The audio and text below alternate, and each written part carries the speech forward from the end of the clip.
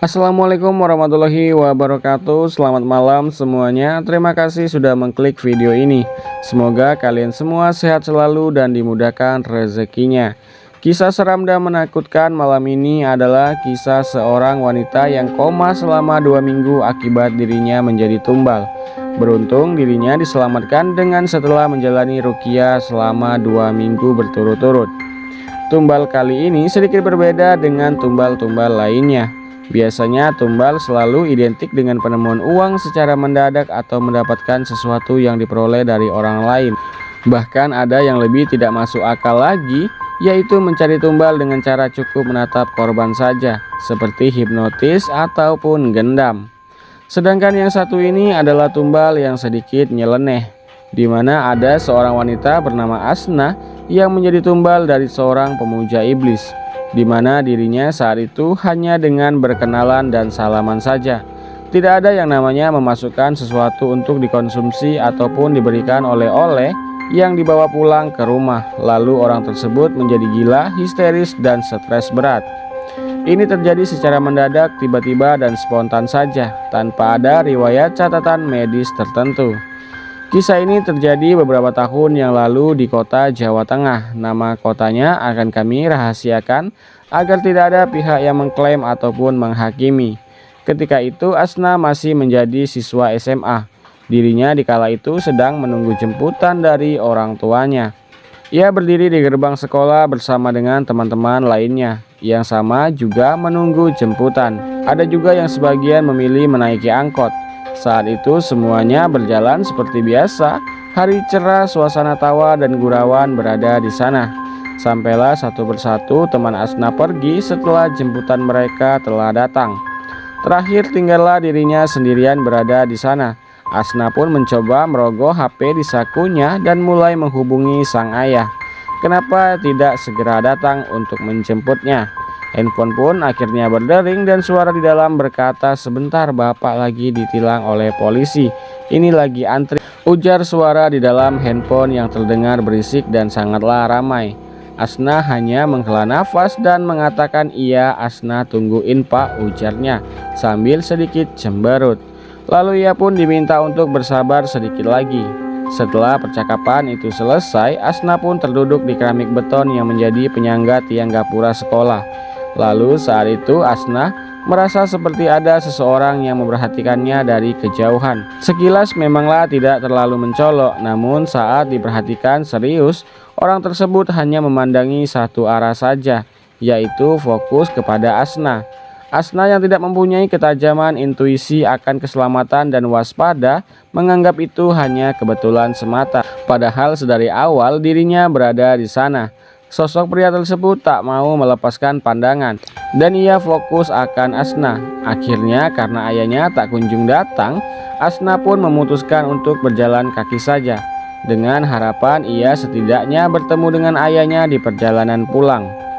Baru sekitar 100 meter Asna berjalan, sosok pria yang sebelumnya memperhatikannya kini mulai merubah posisinya. Ia mulai memutar kendaraannya dan perlahan mendekati Asna dari arah belakang.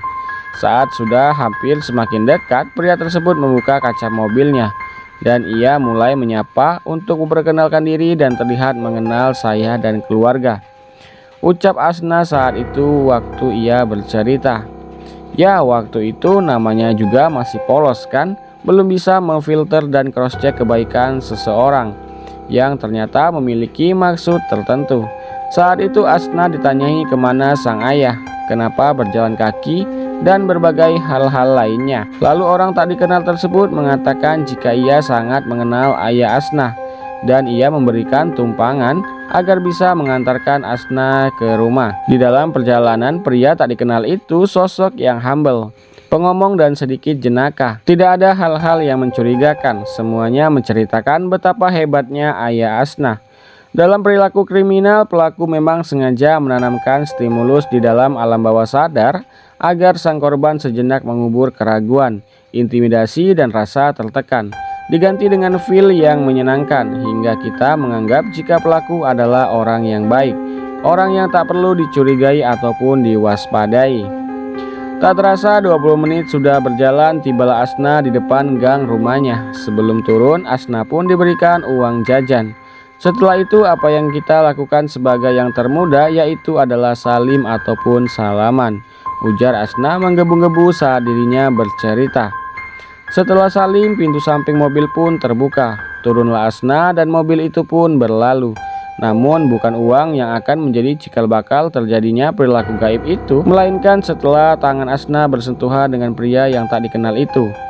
Entah apakah ia memilih korban secara random atau memang targetnya hanya yang muda-muda saja, mengingat yang muda tidak memiliki barrier ataupun penjagaan dan kewaspadaan. Tak lama setelah itu handphone Asna pun berdering kembali. Ternyata itu adalah telepon dari ayahnya yang sudah sampai di sekolahan. Asna pun lupa memberitahu ayahnya jika ia menumpang seseorang untuk pulang. Singkat cerita, Asna bertemu dengan ayahnya di rumah. Sepulang dari sekolahan, ayah Asna pun bertanya di meja makan, "Kamu ikut siapa tadi, Dek?" sambil mengambil piring untuk makan siang. Asna hanya tinggal berdua dengan ayahnya. Ibunya telah lama pergi meninggalkan mereka berdua sewaktu dirinya masih kecil. "Ikut teman ayah," ujar Asna. "Siapa?" "Halah, Asna lupa namanya." Asna pun memberikan ciri-cirinya, namun tak satu pun teman ayah Asna seperti itu. "Mungkin itu orang yang kenal dengan ayah saja," ucap ayah Asna sembari memakan makan siangnya. Tibalah saat malam harinya, Asna mulai merasakan tubuhnya panas dingin, namun masih tersadarkan dan masih bisa beraktivitas seperti biasa. Sekitar jam 7 malam saat itu sang ayah pergi bekerja, yaitu bekerja di pasar.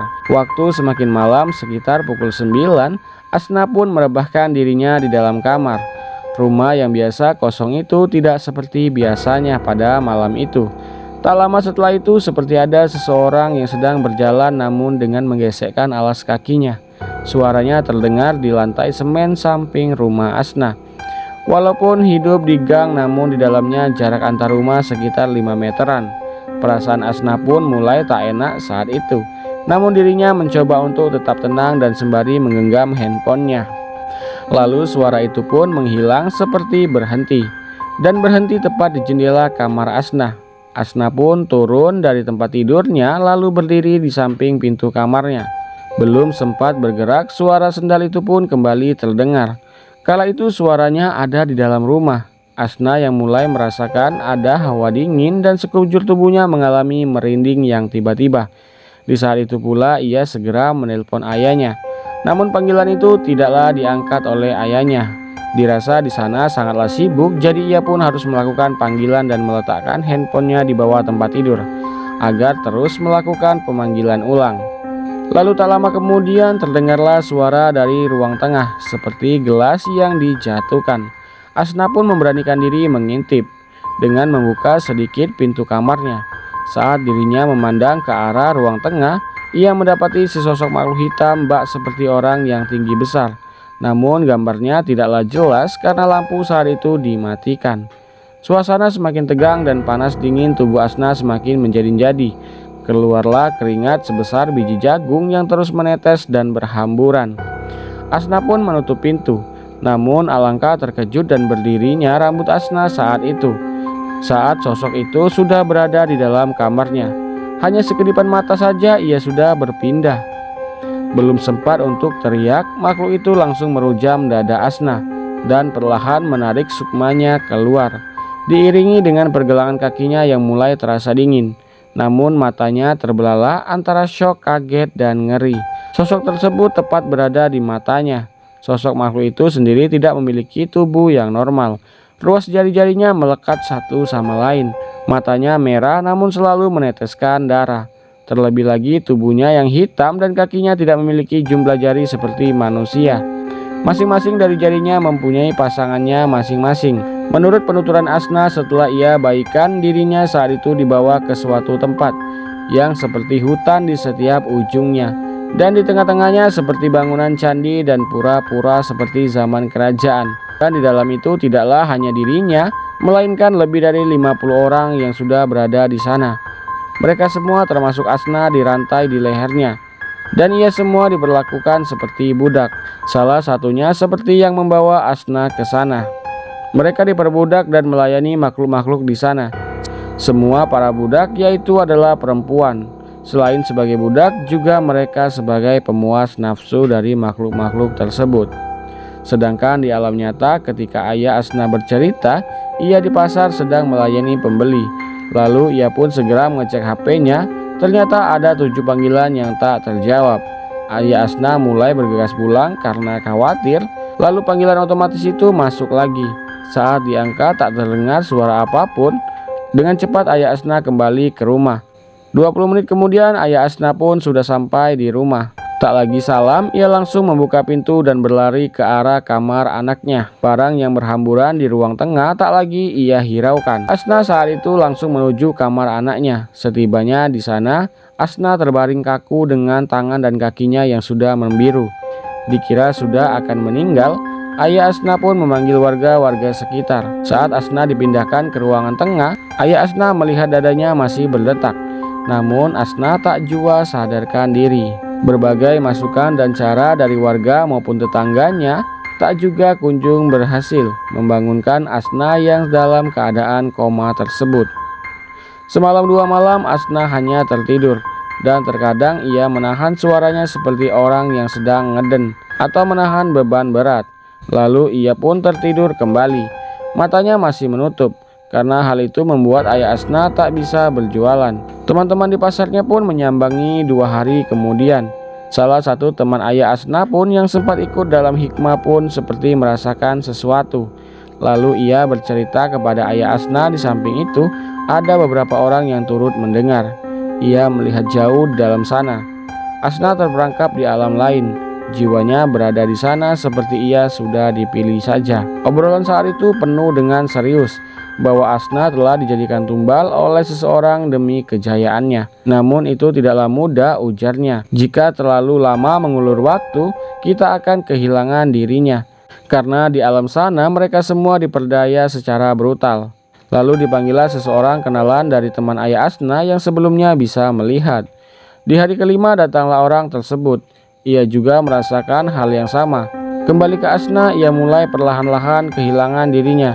Setiap waktunya makhluk-makhluk mengerikan itu memukul, menginjak, dan tak segan-segan menggagai mereka semua, termasuk Asna di kala itu. Tidak ada waktu istirahat, tidak ada malam, dan tidak ada siang. Langitnya hanya berwarna jingga sepanjang waktu. Makhluk itu hanya tertidur saat mereka memasuki tempat yang aneh. Di saat itu Asna seperti melihat seseorang di dalam tempat tersebut. Ia melihat seseorang yang mirip bapak waktu itu.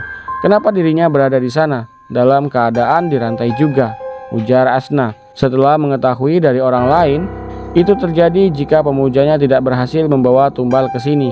Namun itu hanya sementara saja. Setelah itu ia akan dikembalikan. Lalu disambung dengan ayah Asna saat ia bercerita. Saat semuanya sudah siap, mulailah ia diruqyah. Hari pertama terjadi perlawanan yang sangat sengit, di mana tidak terjadi apa-apa, namun tubuh Asna bergetar hebat saat dirinya dibacakan ayat-ayat suci. Begitu juga di hari kedua, sampai di hari kelima. Dan di hari keenamnya Asna mengalami bangkit. Namun bangkitnya seperti orang yang kerasukan, seperti ia dikendalikan oleh sesuatu. Dan di hari ke-8 sampai 9 adalah hari yang menegangkan.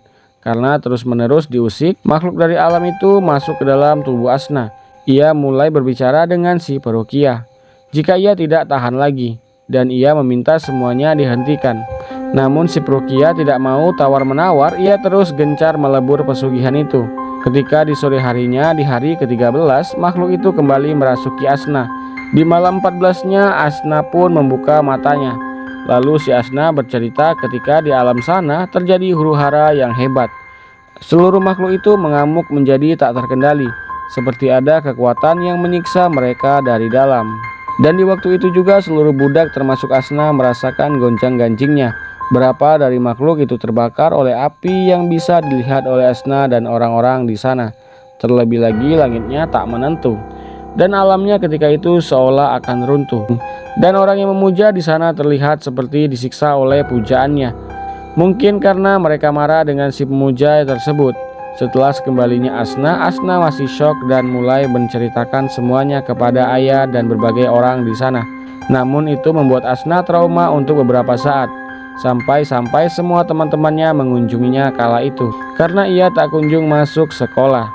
Kejadian itu terjadi 10 tahun yang lalu. Namun hingga saat ini itu menjadi kenangan mengerikan buat Asna. Dan saat ini Asna terlihat lebih kuat membentengi dirinya. Dan ia sangatlah percaya walau di zaman modern seperti ini masih ada kekuatan seperti itu. Kekuatan yang mendatangi orang-orang yang berputus asa dari rahmat Tuhannya.